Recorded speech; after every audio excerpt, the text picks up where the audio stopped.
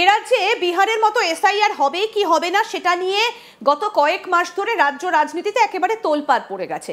বিজেপির তরফ থেকে বারবার অভিযোগ করা হচ্ছে যে প্রচুর নাকি ভুয়ো ভোটারে ভর্তি ভোটার লিস্ট, এবং তার মধ্যে নাকি বাংলাদেশি এমনকি রোহিঙ্গারাও নাকি রয়েছে। শুভেন্দু অধিকারীর এই বক্তব্যে রীতিমতো তোলপাড় পড়ে গিয়েছিল রাজ্য রাজনীতিতে। ঠিক তার উল্টো দিকে রাজ্যের মুখ্যমন্ত্রী তথা প্রশাসনিক প্রধান মমতা বন্দ্যোপাধ্যায় বারবার বলে এসেছেন একটা নামও যাতে ভোটার তালিকা থেকে বাদ না যায়।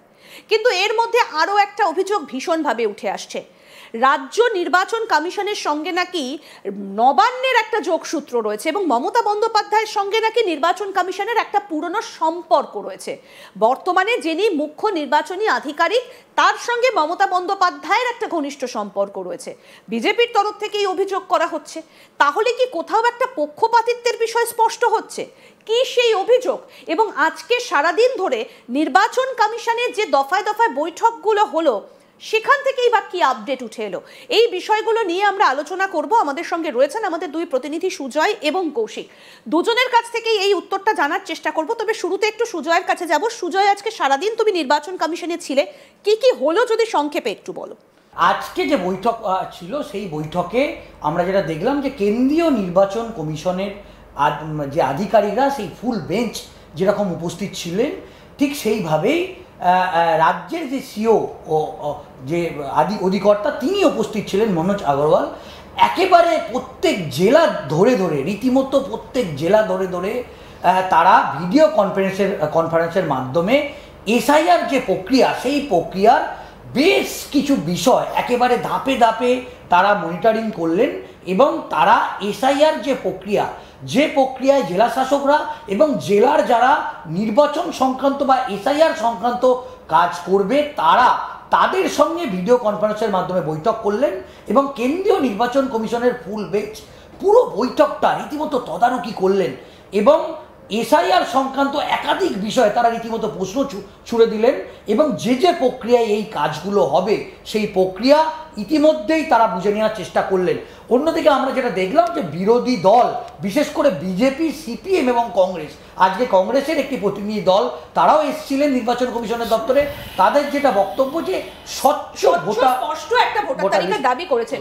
আমি কৌশিকের কাছে একটু যাব। কৌশিক, আমি একটু জানতে চাইবো বিজেপির এই অভিযোগটা আসলে কি? নির্বাচন কমিশনে মমতা বন্দ্যোপাধ্যায়ের পুরনো বন্ধু কে? দেখো, যখন যে ক্ষমতায় থাকে তার নিয়ন্ত্রণেই থাকে সব সচিব। নির্বাচন কমিশনারও কিন্তু পেতে পারেন কেন্দ্রীয় সরকারের বেতন, তাকে কাজ করতে হয় রাজ্যগুলিতেই।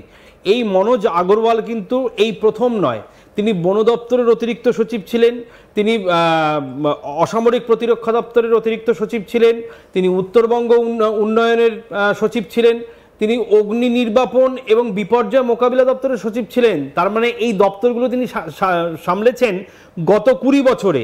অতএব মমতা বন্দ্যোপাধ্যায়ের সঙ্গে তার পুরনো সখ্য, এটা কিন্তু খুব স্বাভাবিক। সেখান থেকেই তুমি জানো আরিজ আফতাব, যিনি সদ্য প্রাক্তন হয়েছেন, তাকে সরিয়ে দিয়ে মানে 2024-এ নির্বাচনের দায়িত্ব সামলেছেন।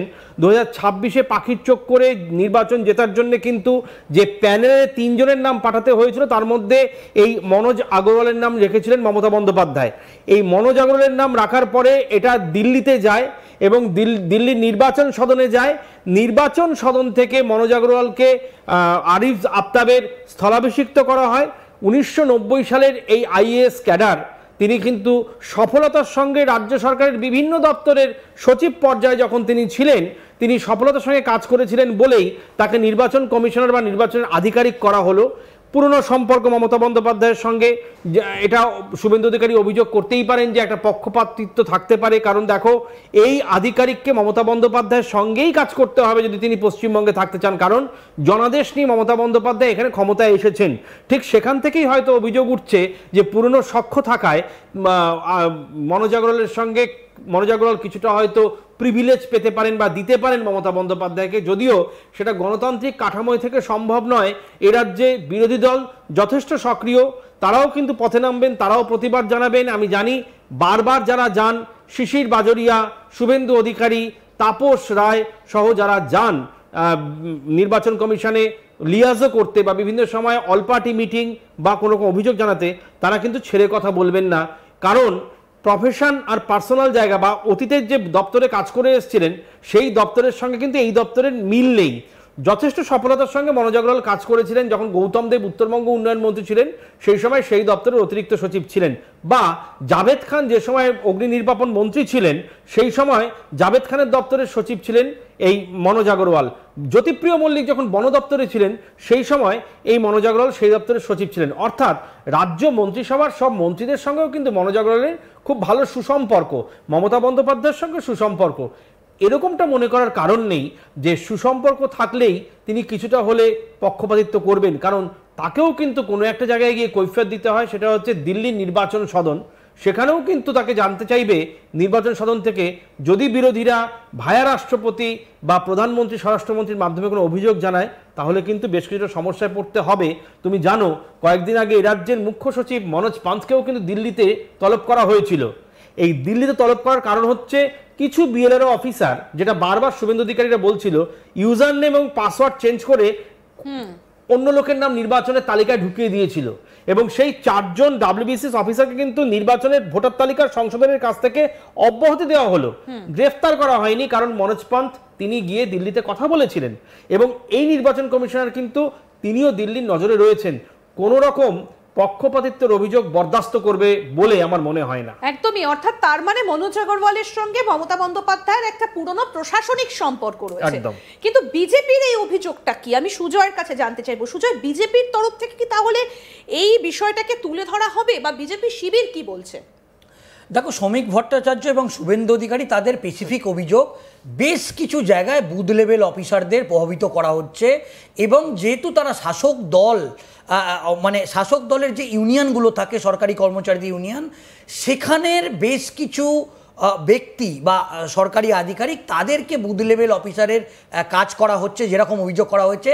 এবং অনেক ক্ষেত্রে যে একটা অভিযোগ আসছে যে রাজ্যের শাসক দলের সঙ্গে নির্বাচন কমিশনের অনেক অফিসারের একটা গোপন যোগাযোগ, সেই বিষয়ে অনেক স্পেসিফিক 4-5টা এরকম বিষয় আছে, যে বিষয়গুলো নিয়ে বিরোধী দলনেতা শুভেন্দু অধিকারী, শ্রমিক ভট্টাচার্য রীতিমতো তারা অভিযোগ করেছেন। এবং বিজেপি একটা প্ল্যানিং করে, একটা পরিকল্পনা করে তারা কিন্তু নির্বাচন কমিশনের ওপর একটা চাপ তৈরি করার চেষ্টা করছে, যাতে এই এসআইআরটা খুব ভালোভাবে বা সুষ্ঠুভাবে সম্পূর্ণ হয়। কারণ তাদের একটাই বক্তব্য, তারা কিন্তু রাজনৈতিকভাবে তারা পলিটিক্যালি একটা মাইলেজ নিতে চাইছে। এবং বিজেপির কেন্দ্রীয় নেতৃত্ব, 2 কেন্দ্রীয় নেতা বিপ্লব কুমার দেব এবং ভূপেন্দ্র যাদব, তারা যখন বৈঠক করেছেন তারাও কিন্তু জানতে চেয়েছে যে এ রাজ্যের সামগ্রিক অবস্থা কি, এবং এসআইআরটা সত্যি কি খুব কড়াভাবে এ রাজ্যে হবে, এবং এসআইআর হলে তাহলে কি সত্যি 1 কোটি নাম বাদ যাবে, এবং বিজেপি কি সত্যি পলিটিক্যাল মাইলেজ পাবে। এজন্যে সরাসরি প্রত্যক্ষ এবং পরোক্ষভাবে নির্বাচন কমিশনের ওপর একটা চাপ তৈরি করার চেষ্টা করছে